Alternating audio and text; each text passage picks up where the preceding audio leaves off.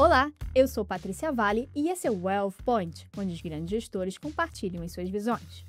Assessorias de investimento deixaram de oferecer CRIs, CRAs e FDICs apenas como investimento, para também serem soluções de crédito.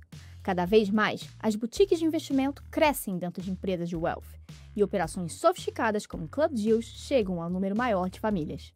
Para falar sobre esse movimento, recebemos Evandro Berto, sócio fundador da Now Capital, e Bernardo Assunção, CEO da Arton Advisors. Bem-vindos ao Wealth Point. Obrigado, Patrícia, pelo convite. Bom dia, obrigado pelo convite também. O prazer é todo meu. Queria que primeiro vocês explicassem como que começou essa célula de mercado de capitais dentro da empresa de vocês. E por quê? Tem uma sinergia grande com o negócio de Wealth Management? Evandro, pode começar essa. Bom, vamos lá. Primeiro, prazer estar aqui com o Bernardo, com você. Obrigado uma vez mais pelo convite. Na verdade, na nossa companhia, a gente já nasce com duas estruturas muito bem definidas, né? Ou seja, gestão de patrimônio e a parte de estruturação de dívida, especialmente, que é a nossa vocação desde o princípio. Isso se dá por talvez dois fatores. Primeiro que o sócio que monta a companhia comigo, que é o Daniel Prado, ele já tem uma história em investment banking, ele atuou nesta área pela Goldman Sachs. Dentro do BTG Pactual, que foi onde nos encontramos, ele também estava dentro do Wealth numa célula de novos negócios. Então, desde o princípio, já era uma vocação nossa construir um ecossistema que se retroalimentasse, sim, a uma sinergia importante. Esse é o primeiro ponto. Segundo, que, na verdade, a nossa percepção é que uma resposta óbvia à demanda desse cliente mais sofisticado, a Now atua com clientes maiores, é você, de alguma forma, apresentar soluções também para a companhia dos nossos clientes. Então, digamos, é uma resposta a algo que, na nossa percepção, seria o mínimo para que a gente atuasse de forma estruturada dentro do nicho que a gente opera. Então, desde o princípio, a gente já teve uma área de estruturação de dívida. Isso foi na Arton também, Bernardo? Bom dia. Bom, a Arton é um blend assim, de quase 20 executivos com experiências anteriores no JP Morgan, na Goldman Sachs, Opportunity, Itaú, XP, Credit Suisse. Esse grupo se reuniu durante a pandemia e decidiu montar uma boutique one-stop shop, onde a gente olharia para um empresário ou para um investidor com um olhar 360 graus. Então, a parte mais fácil é a gestão de patrimônio, que todos nós fazemos na Arton há muitos anos. Mas a gente começou a enxergar várias outras oportunidades de atender melhor esse empresário. Então, ele tem imóveis, ele tem fazendas, ele tem dívidas, ele precisa rolar uma dívida, ele tem recebíveis, ele tem um balanço mais complexo. E a partir dali, a gente começou a buscar criar um conjunto de soluções financeiras que atendesse melhor esse empresário e tornasse ele mais fiel à Arton, né? E essa é a trajetória que a gente tem perseguido nos últimos aí quase 5 anos. E aí que a gente percebe que vocês são exemplos, né, de assessorias que começaram desde o início com essa estrutura, mas que mais recentemente outras estão começando a montar, seja um DCM, seja uma célula de investment banking. Por que está tendo esse boom? Qual é a grande oportunidade?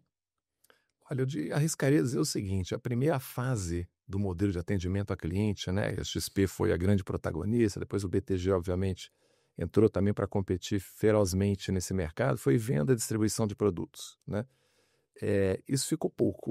O modelo americano de fee-based, né, para aqueles nossos ouvintes ali, onde você, em vez de cobrar receita por produto, né, você cobra uma determinada taxa de consultoria em cima de todo o patrimônio do cliente, tende a ser algo que vai se consolidar no Brasil também. No Brasil está sempre 10, 20, 30 anos atrás dos Estados Unidos em termos de indústria financeira, com algumas raras exceções. A partir dessa mudança estrutural de atendimento, todo mundo começou a enxergar o seu cliente como o centro do relacionamento. E o empresário ele tem outras coisas além de investimentos líquidos, né? Então, o exemplo que eu gosto de usar é o dono do supermercado. Ele tem um supermercado, ele tem um imóvel enorme, ele tem que formar estoque, ele tem recebíveis, ele tem dívidas. Puxa, se você já consegue atender esse empresário para cuidar do seu patrimônio líquido, por que não levar outras soluções financeiras para esse mesmo empresário e que o tornarão mais fiel à sua empresa, né? E, obviamente, com receitas também advindas desses outros prestações de serviço, né? Não, eu acho que sem dúvida, quer dizer, se a gente até traz um pouco de contexto, né, onde estamos e de onde vimos, no Brasil, do ponto de vista de diferenciação em termos de produto, até há muito pouco tempo atrás, os principais bancos, eles basicamente mostravam seus produtos próprios, né? Então, o fundo de ação era gestão própria, o fundo multimercado. Lembrando que o próprio veículo multimercado é um troço da década de 90, né? A regulação entra em vigor em 95. Depois, as gestoras independentes começam a crescer. Essas principais que a gente conhece, a Verde de 97, JGP de 98. Então, depois de um determinado período, isso já se tornou comoditizado. Então, ninguém se orgulha de mostrar uma plataforma robusta de produtos de terceiros. Uma evolução disso, portanto, e é razoável que seja assim, é você conseguir, através de uma inteligência interna, originar deals mais exclusivos, né? Ou seja, de um lado tem uma solução ao seu cliente, que é um empresário, que demanda um capital rápido, que demanda uma resposta mais criativa, e por outro lado tem a base de clientes que, de certa forma, anseia por produtos diferenciados, com nível de retorno mais satisfatório, com nível de garantia estruturada. Então, eu acho que é um pouco desses dois fatores que talvez façam com que as assessorias cada vez mais busquem já nascer com uma estrutura de investment banking ou algo nessa natureza. Resumindo um pouco do que vocês colocaram, é uma demanda do próprio cliente empresário de vocês de ter essa solução, e o que é estruturado pode ser investimento para o outro público que está lá no Wealth Management, por isso essa sinergia. Exato. Agora, entendendo por que esse cliente empresário precisa disso, os grandes bancos não oferecem isso, ou seja, essas células de investment banking de vocês competem com os bancos, seja eles médio ou não, ou tem um nicho específico que estava meio que vácuo no mercado? Eu diria que, primeiro, os bancos eles estão olhando um público de companhias que é mais restrito, ou seja, o ticket das operações eles precisam ser significativos. Então, isso já diferencia quem se propõe a atuar com empresas do middle market, digamos assim, que é o caso da Nau. Segundo ponto importante é que o processo de aprovação de uma operação dentro de uma estrutura tradicional dos bancos tende a ser um processo mais moroso, porque obedece os fluxos dos diferentes comitês.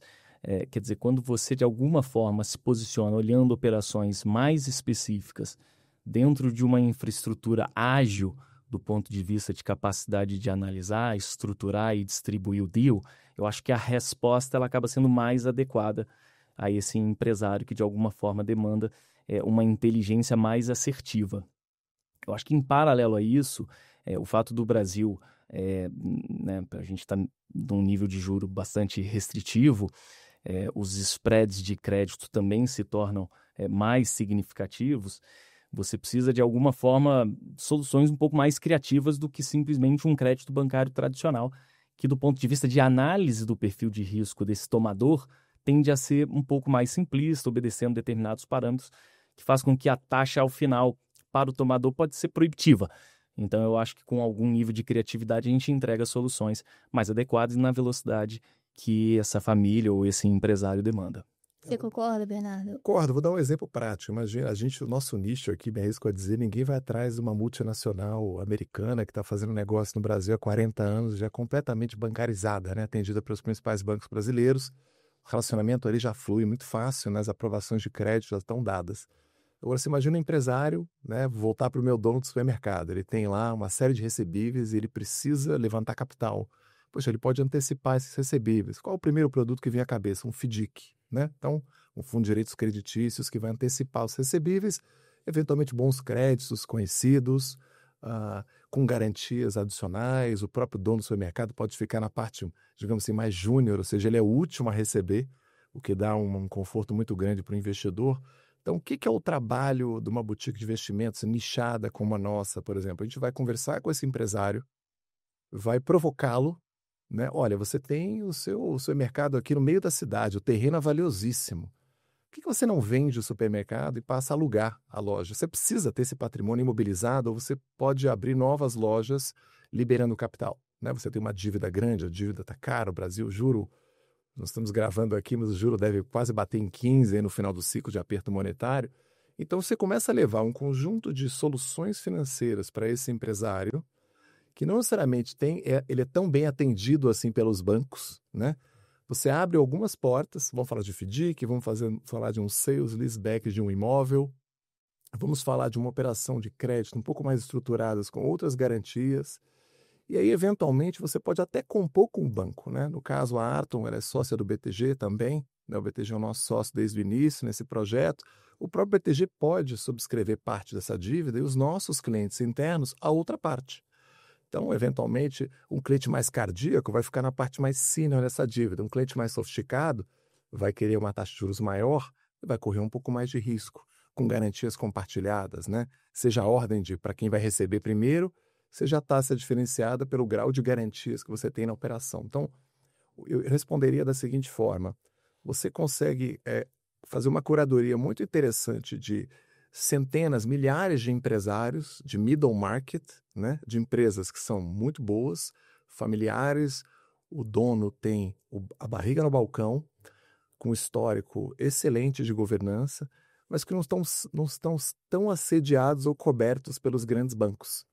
E no momento que você se aproxima e leva a ideia original, e essa ideia original se transforma num produto, esse cliente vai se tornar muito fiel a você, seja na parte de wealth management, né? Nós estamos aqui no Wealth Point, nosso core business é gestão de patrimônio, então aí acontece a mágica, esse empresário se torna o nosso cliente, mas ele também é fidelizado por esses outros produtos originados de soluções financeiras que nós levamos primeiro, né? Seja DCM, seja um M&A, seja outras operações como o FDIC que eu mencionei. Então eu acho que essa talvez seja o grande polo de atração de tantas boutiques estarem sendo criadas, né, como um segundo negócio de casas que começaram como wealth management, mas que agora estão vendo outras oportunidades.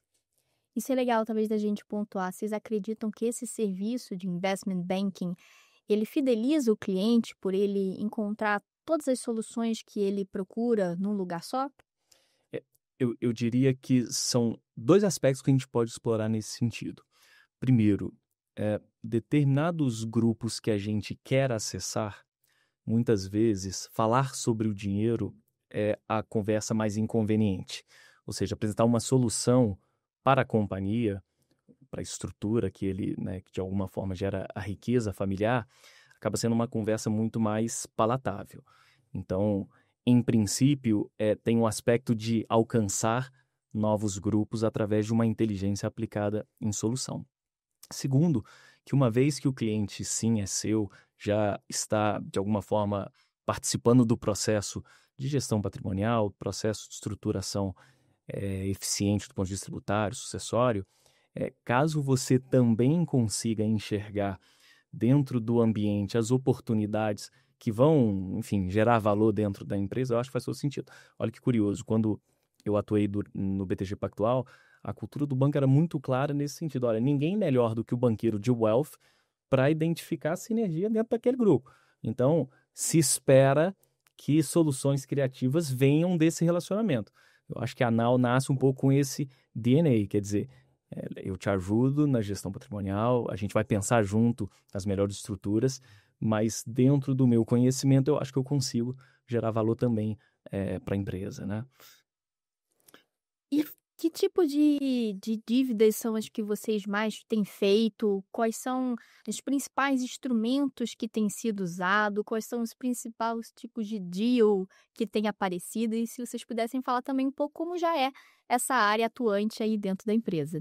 Acho que um tipo de dívida que a gente tem feito de forma recorrente são CRIs, né? Onde a gente origina, coestrutura e às vezes distribui para os nossos clientes. Então você imagina incorporadoras do Sul e Sudeste, que tem ótimos projetos residenciais, a grande maioria, onde a gente tem um interesse um pouco maior, bons terrenos, tem uma velocidade de vendas nos empreendimentos relativamente previsível.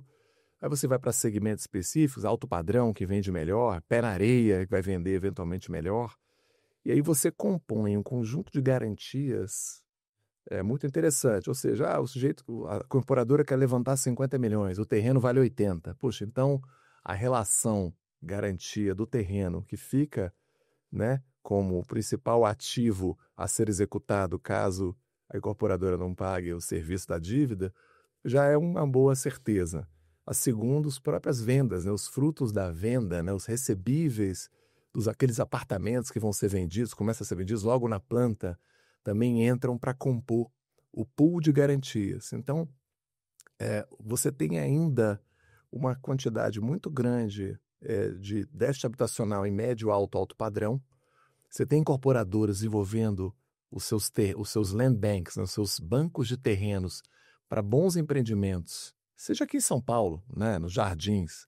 Você tem excelentes terrenos, prédios que estão subindo, existe uma inteligência de dados.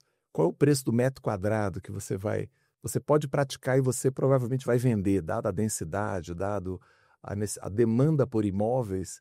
Então, tem incorporadoras específicas que continuam levantando capital apesar do juro estar muito alto, né? E esses CRIs podem chegar nos investidores que estão ávidos também em ter CDI mais 3, CDI mais 4, CDI mais 5, com ótimas garantias. Então, quando você faz o education do empresário, olha, eu te ajudo a levantar esse capital, mas eu preciso dessas garantias. Você atende o empresário. Quando você vai para o investidor na outra ponta e fala, olha, eu consigo te entregar CDI mais 4, 4,5, 5. O terreno vale tanto, os recebíveis vale tanto. Acho que a gente está relativamente seguro. Aqui o produto é isento de imposto de renda, né? No caso, o CRI, a duração da dívida é baixa. Tem, provavelmente, à medida que o empreendimento vai dando certo, essa dívida é amortizada mais rápido, ou seja, também não é um grande desafio o duration, né? A duração média dessa dívida para o investidor final. Suitability embaixo do braço, tem que ser um investidor que realmente gosta desse tipo de ativo. Então, esse é o casamento perfeito. Empresas que estão precisando de capital, que é um negócio intensivo em capital, ótimas garantias e muita curadoria na estruturação, né, para que realmente a garantia faça parte do CRI, e no final achar o investidor com o perfil certo que tem demanda por esse tipo de ativo. Essa combinação ela é música para as boutiques de investimento como a Arton, né?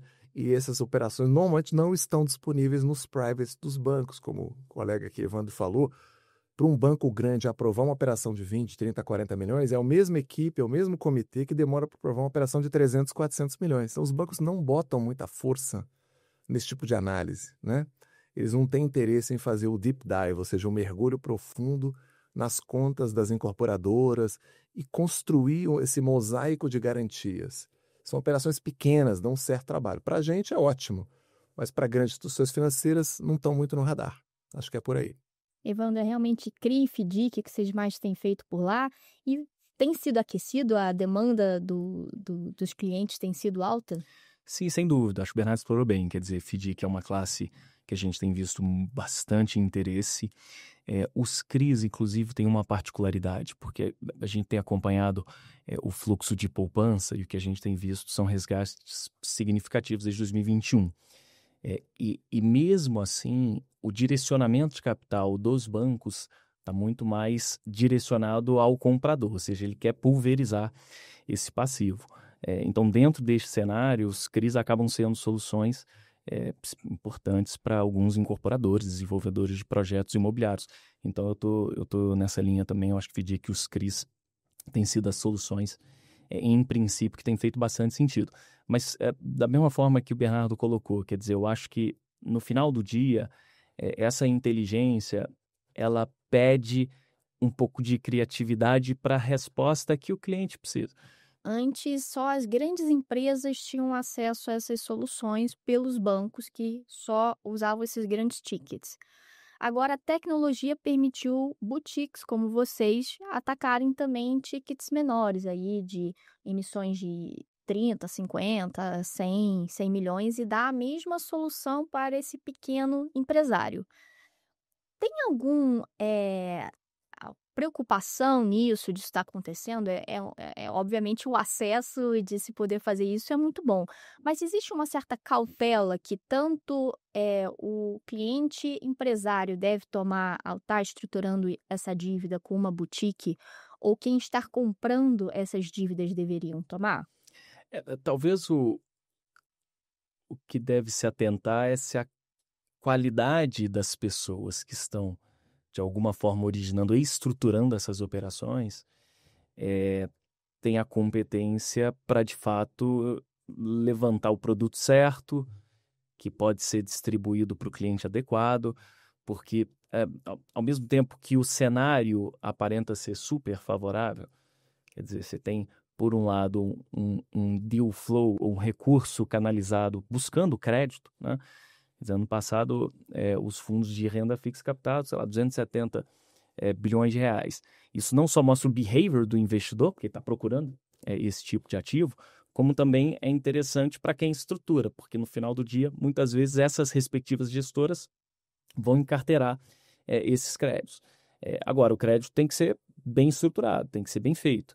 E aí, talvez, nesse aspecto, a gente tem que tomar um pouquinho de cuidado, porque o ambiente, as estruturas de capital das companhias estão mais fragilizadas, né? Quer dizer, o momento de juro alto no Brasil e com os spreads maiores, obviamente, traz alguma vulnerabilidade para essas histórias. Hoje, no início da nossa conversa, você citou a quantidade de novas casas, né? Colocando equipes de investment banking dedicadas. Eu acho que talvez o ponto de atenção é se essa turma está preparada para, de fato, estruturar um produto adequado, especialmente no processo de distribuição para o bolso que entende aquele risco de crédito associado. Eu me refiro mais a crédito porque é a área que a gente atua com mais frequência. Eu compartilho 100%. Aliás, eu estou muito preocupado, porque você pega a indústria de crédito no Brasil, dados públicos, assim, 6 trilhões, né? Você tem 4 trilhões que é crédito livre e 2 trilhões que é crédito direcionado, né? Então, é crédito para o agro, você tem imobiliário, Minha Casa Minha Vida, tem uma série de créditos que são um pouco mais direcionados, BNDES, mas é uma indústria enorme, né?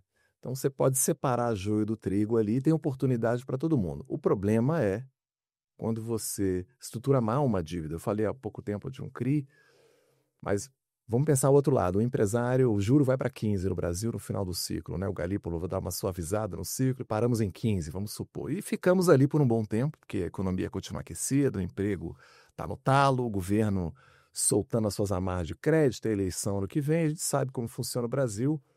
A economia não vai desaquecer, né, tão rápido assim como deveria para que a inflação volte para o centro da meta e tal. Então, juro, provavelmente no Brasil veremos ainda um ciclo razoável de juros elevados, se não 15, 14, 13, mas é muito juro.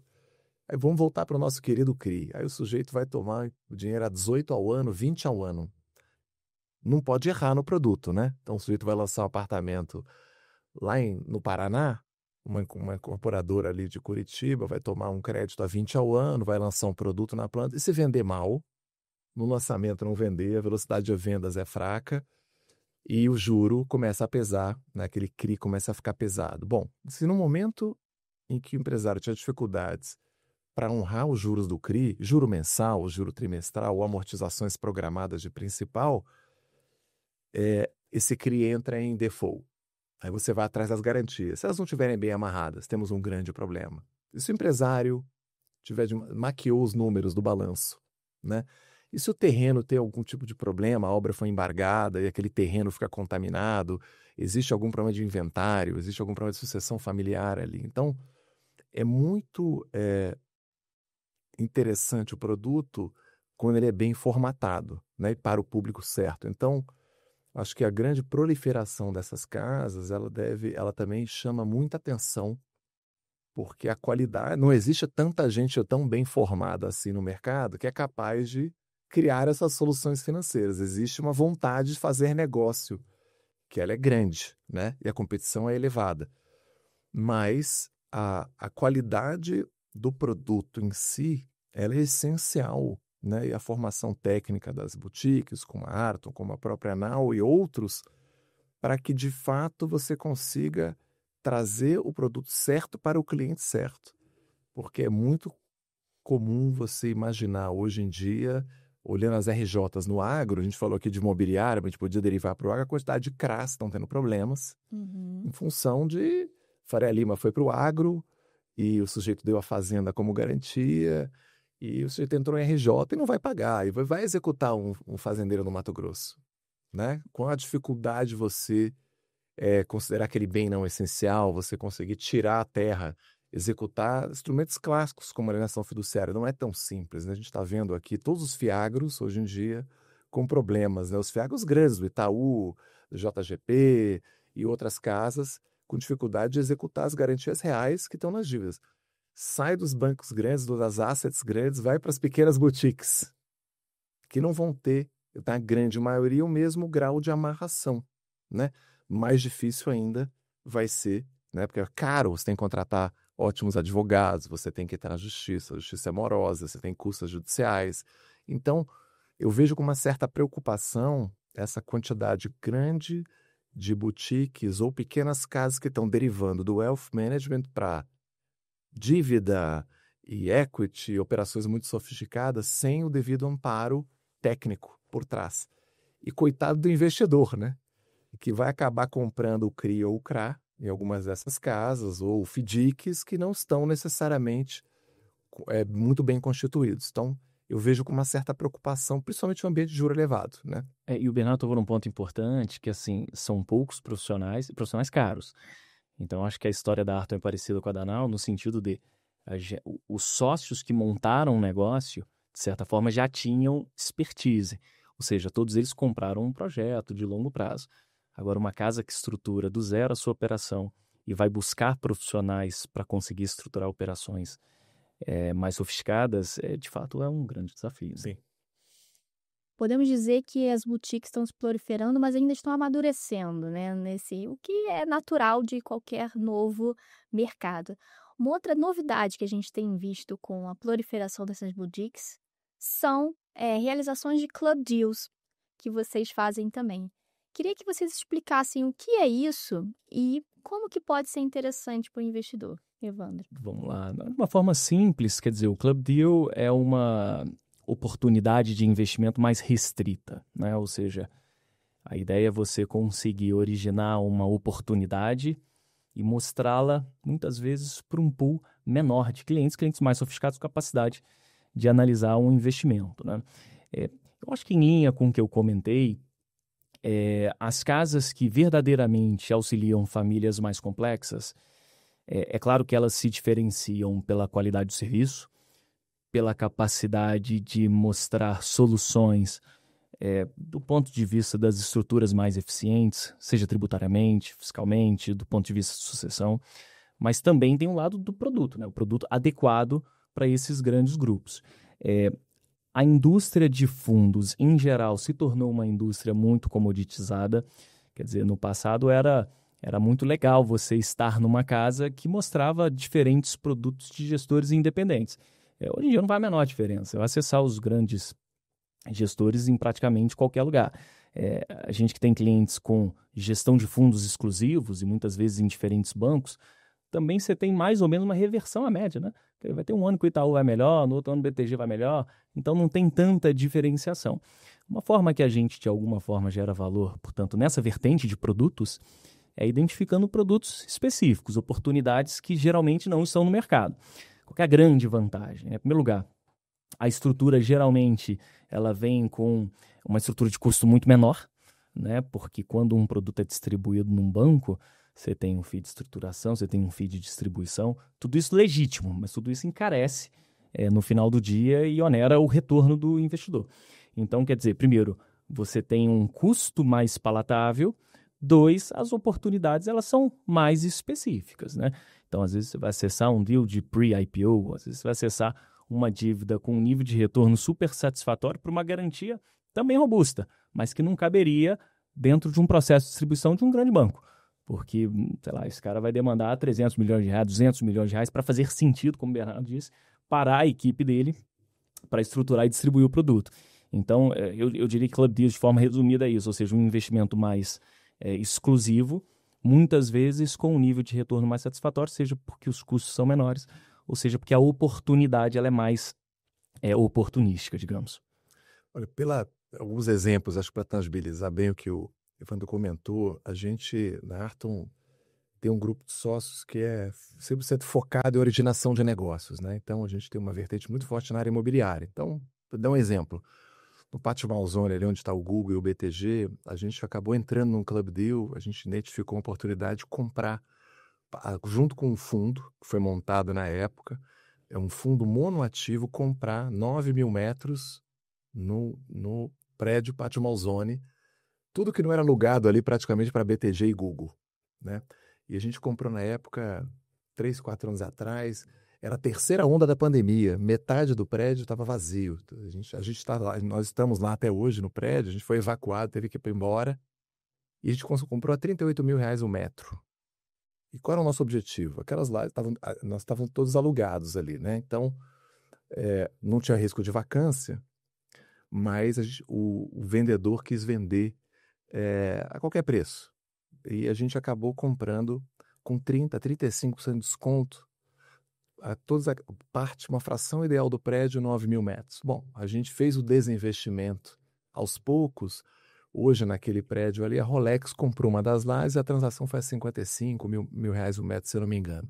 Ali na frente, o Itaú comprou o seu próprio prédio recentemente, pagando mais de R$ 60.000 o metro, né?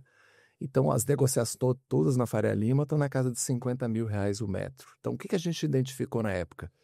Vamos fazer um club deal, vamos juntar os nossos investidores, uma oportunidade que a gente chama de trophy asset, é um ativo troféu, um prédio que sempre vai ter demanda, o flight to quality, que a gente chama em inglês, né? Todo mundo quer estar na Faria Lima, sempre vão ter ótimos inquilinos, o aluguel ok, perde do CDI, é frustrante, porque o CDI é muito alto, quase qualquer aluguel perde do CDI, mas o ganho de capital potencial era brutal, e a gente está agora em fase de desinvestimento, né? Então, esse é um tipo de club deal onde você encontra uma oportunidade. Normalmente, uma gestora, ela cria um veículo, né? No caso, era um veículo listado, e a gente fez o cheque e ancorou a transação. Então, a gente fez isso recentemente e tivemos um grande sucesso. A gente acabou de entrar num outro club deal, no prédio da Baleia, ali onde está ali, tem a Baleia, literalmente, né? Chama Baleia o prédio. É um prédio 100% locado, talvez um dos melhores prédios de São Paulo, já virou uma referência, e um incorporador vendeu uma fração ideal do prédio, uma coisa de 6 meses atrás. E o preço também estava convidativo. A gente fez todas as contas, olhou até a relação com que o Itaú tinha pago no seu próprio prédio, olhou quanto negocia o metro quadrado e falou, tem uma oportunidade grande aqui. Na época o incorporador tinha outros interesses, vendeu uma fração pequena que ele tinha, estava realocando o capital para outros fins, né? E a gente foi muito rápido, em 2 semanas a gente juntou ali 70, 80 milhões de reais dos nossos clientes. Os tickets por cliente não são tão altos. Foi criado também um fundo monoativo, imobiliário, que tem vantagens de isenção fiscal, na distribuição de dividendos, etc. Nossa ideia era, literalmente, começo, meio e fim. Vamos ganhar um aluguel razoável nas revisionais de preço de aluguel, que acontece normalmente a cada 3 anos. Os aluguéis na Faria Lima são só para cima. Os inquilinos que lá estavam, todos de primeiríssima linha, estavam começando a passar pelas primeiras revisões. Aluguel na Faria Lima hoje é R$ 330, R$ 350 o metro. 2 anos atrás era 200, 250, por ali. Os aluguéis só sobem. Você repõe a inflação, mais alguma coisa pelo prêmio de qualidade do ativo. E a nossa ideia é, daqui a 1, 2, 3 anos, num momento melhor de Brasil, a gente vender essas cotas. Num block trade, ou seja, vende todas as cotas de todos os clientes que queiram sair ou os que quiserem permanecer, permanecem, né? E a cota patrimonial desse fundo só tende a subir pela valorização do ativo, pela qualidade dos inquilinos. Então, eu dei 2 exemplos aqui para não me alongar de club deals, onde, de forma cirúrgica, esses ativos não estão disponíveis nas plataformas, não podem ser deals muito grandes, porque aí atrai os olhares das grandes instituições financeiras, que vão tomar para si, obviamente, os tickets todos. Então, para o investidor de wealth management, existe sempre uma oportunidade para ele participar de deals exclusivos, né, avaliando riscos e retornos, né? E o que a gente faz na Arton de forma assim, recorrente, uma vez a cada 2, 3 meses, a gente está buscando, seja no agro, seja em infraestrutura, se energia solar já fizemos também, e agora no setor imobiliário a gente vê mais resiliência, porque juro elevado e, digamos assim, o investidor desanimado gera grandes oportunidades. Então você tem arbitragem de preço, né? E é ali que a gente gosta de atuar. Então, é um pouco de exemplo para tangibilizar a conversa aqui. Então esse é mais um exemplo de como essa área de mercado de capitais é uma oportunidade de se diferenciar, né, acho que vocês colocaram isso bastante na conversa, de ter produtos que não estão na prateleira para esse cliente mais sofisticado, que é empresário, que quer alguma coisa diferente. Dado isso, queria que vocês dissessem como é que vocês veem o futuro de boutiques como vocês, desse mercado que está crescendo. Deve se acelerar? Realmente deve ser algo que muita gente deve investir? O que deve vir daqui para frente? Ô, Patrícia, eu diria que, ah, dado a complexidade do cenário e como os bancos estão atuando, a percepção que a gente tem pelas leituras é que os bancos estão mais restritivos, né, em termos de crédito. Eu diria que soluções mais personalizadas, sem dúvida, continuarão sendo a demanda dos empresários, dos grupos familiares que tocam suas respectivas companhias.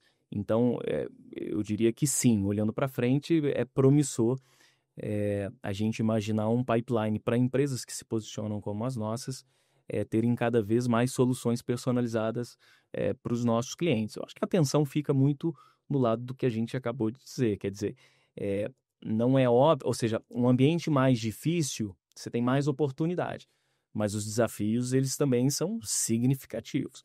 Quer dizer, você vai ajudar um determinado empresário numa estrutura de dívida tradicional. A opção desse cara no banco é 20%, é o CDI de 14,25 mais 4%. Quer dizer, que negócio que gera rentabilidade a ponto desse cara conseguir pagar seus compromissos financeiros e ainda assim entregar um nível de retorno. Então, sim, as soluções cada vez mais serão demandadas. Agora, a gente vai precisar olhar com lupa todos os números, tudo que a gente está analisando para que, de fato, as soluções sejam sustentáveis. Olha, eu vejo um mercado em constante evolução. A tecnologia, ela ajuda demais a você desenvolver novos produtos, soluções financeiras. E a gente vive um mercado hoje no Brasil onde o estrangeiro foi embora, de uma certa forma, né? Você olha, mercado público de bolsa, o estrangeiro não está aqui, né? Então, a Bolsa Brasileira está largada há muito tempo, não vamos comparar com o CDI, com a NTN-B, isso aqui é um outro fórum, mas o investidor estrangeiro é que move a agulha da bússola da Bolsa aqui, ele está um pouco fora, por N motivos, e o juro muito elevado, ele é um imã que deixa esse dinheiro empossado. Então, vamos voltar no tempo. Há 20 anos atrás, o investidor ficava no CDB dos bancos e fazendo leilão de LCA e LCI, não é isso? O que aconteceu de 5, 10 anos para cá? As plataformas vieram, como diz lá os fundadores da XP, democratizaram o acesso ao mercado de capitais. É verdade. Então, os CRAs, os CRIs, os FDICs, as debêntures de infraestrutura, os produtos isentos, os FIPs, todos vieram ao mercado. Ótimo. Agora está havendo uma seleção do joio e o trigo. Quem sabe fazer bem feito nessas assessorias estão virando boutiques de negócio. Só que estão surgindo outros competidores interessantes. Eu vou dar um exemplo para tangibilizar isso também. Agora você tem gestoras extremamente especializadas em special situations, que são gestoras que entram com cheques muito rapidamente para tomar esse mercado. Então você tem gestoras de fundos imobiliários, que é uma indústria que cresceu com mais de 2 milhões de CPFs, que são extremamente ágeis para fazer o cheque para esse incorporador do Paraná que eu mencionei no começo da nossa conversa. Como é que a Arton se adaptou a esse cenário de competição? A gente origina o crédito e distribui para a gestora e entra junto. Então a própria gestora valida a nossa estrutura, põe o primeiro cheque e os nossos investidores também entram. Então virou, digamos assim, um ecossistema de autovalidação, porque a gestora tem gente muito boa, muita gente muito boa de crédito, os custos acabam sendo rateados e divididos, e o cheque vem mais rápido, porque eu demoraria algum tempo para juntar os meus investidores. A gestora já tem o dinheiro captado num fundo imobiliário. Então, é uma soma de diferentes atores que tornam essa fluidez do crédito para a ponta mais rápida. Aí surgiram a indústria de precatórios. Olha que interessante. Antigamente, os precatórios estavam na mão dos bancos. Aí surgiram gestoras especializadas também, special situations, que compram esses precatórios. Outro dia, um cliente nosso apareceu com um precatório de 50 milhões numa cidade aqui de São Paulo. E a gente falou com um banco, falou com outro banco. Quando a gente viu, a gente tinha 7 propostas na mesa. Diferentes formas de pagamento. Eu pago um pedaço à vista, um pedaço quando o precatório de fato for honrado, né? O precatório, para quem está nos ouvindo aqui, é uma dívida que já não cabe mais discussão, só tem uma incerteza: quando ela vai ser paga. Se demorar muito, o retorno anualizado não é grande coisa. Então, essa incerteza que torna o preço, digamos assim, flutuante de acordo com a visão de cada um. E aí, sabe quem entrou por último agora? Os escritórios de advocacia entraram também, que estudam muito bem as teses. Ou eles originam para as gestoras e ganham um percentual, ou eles botam dinheiro próprio. Tem advogados extremamente especializados, são muito capitalizados, bancas que são grandes, que estão originando e falam: eu não quero vender esse precatório aqui que vale ouro líquido, que vai ser pago, vai dar 30% ao ano, 40% ao ano em 2 anos. Eu não quero repassar para uma gestora, eu quero eu comprar. E aí a gente começou a receber demandas de clientes na nossa boutique: Bernardo, você não quer montar um veículo e eu fico esse precatório um pedaço e você vende para os clientes, eu fico a parte mais, eu recebo por último. Então a gente começou a perceber, Patrícia, Evandro, uma seguinte mudança nesse ecossistema. São vários agentes novos, extremamente especializados, que estão disputando esse mercado. Então o futuro, o futuro ele é ainda mais promissor na competição em função da tecnologia. Porque essa informação ela flui muito rápido e os investidores, digamos assim, mais curiosos e têm um perfil, vão ter oportunidades. Como o Evandro falou bem, o cenário é super desafiador com juros elevados. A maré está muito alta. A maioria dos investidores está, digamos assim, esperando, né? Eu estou sendo remunerado para não fazer absolutamente nada. Mas eu acho que esse cenário ele é passageiro. O Brasil não aguenta pagar 14, 15 ao ano de juro ou IPCA mais 7 numa NTNB. Em algum momento vai haver uma volta da curva, essas taxas vão voltar para IPCA mais 5. Então, acho que o mercado de capitais vai continuar evoluindo com tecnologia, muita competição e cada vez mais atores especializados como nós que vão se juntar a esse bolo. E os grandes bancos vão continuar dominando, dando as cartas e talvez sendo, digamos assim, formadores de mercado, mas não vão ser donos do mercado, né? Acho que é por aí. Super interessante. Evandro, Bernardo, foi ótima a discussão para a gente entender como é que está criando esse novo ecossistema de boutiques e tudo que ele pode proporcionar. Muito obrigada. Obrigado pela oportunidade. Obrigado, Patrícia, foi ótimo. Obrigada também à nossa audiência. Esse episódio vai estar no site do Neofeed e também nas principais plataformas de áudio. Até a próxima!